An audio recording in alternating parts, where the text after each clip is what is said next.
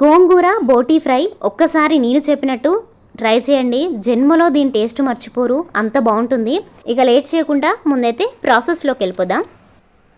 ముందుగా మసాలా కోసం ధనియాలు, ఇక్కడ నేను వీడియోలో చూపిస్తున్న అన్ని మసాలాలు వేసుకోవాలి.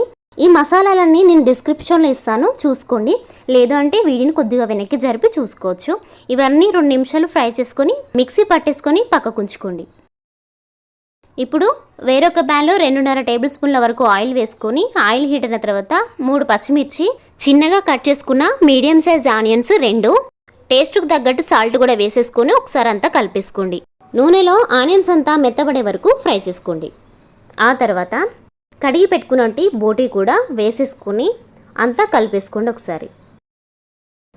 ఇలా కలుపుకున్న తర్వాత మూత పెట్టి ఆయిల్ అంతా సపరేట్ అయ్యేంత వరకు మధ్య మధ్యలో కలుపుతూ ఫ్రై చేసుకోండి.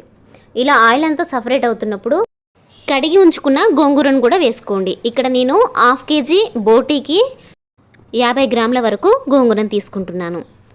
ఇదంతా కలిపేసుకొని మూత పెట్టి మీడియం ఫ్లేమ్లో వాటర్ అంతా ఎగిరిపోయేంత వరకు ఫ్రై చేసుకోండి. ఆ తర్వాత రోట్లో దంచుకున్న అల్లం వెల్లుల్లి పేస్టు 2 స్పూన్లు, ఎల్లిపాయలు పొట్టుతోనే వేసుకోవాలి. 1 టీ స్పూన్ పసుపు వేసుకొని అంతా కలిసేలా ఒకసారి కలుపుకోండి.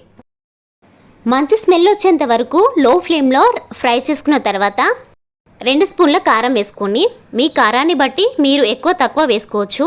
మనం మిక్సీ పట్టుకున్న మసాలా పౌడర్ కూడా వేసి అంతా ఒకసారి కలిపేసుకొని ఒక 5 నిమిషాల వరకు కలుపుతూ ఫ్రై చేసుకోండి. ఆ తర్వాత కొత్తిమీర, పుదీనా వేసి అంతా ఒకసారి కలిపేసుకొని స్టవ్ ఆఫ్ చేసుకుంటే అంతే, అదిరిపోయే బోటీ గోంగూర కర్రీ రెడీ అండి. చాలా సింపుల్గా చాలా టేస్టీగా ఉంటుంది. ఒక్కసారి ట్రై చేయండి.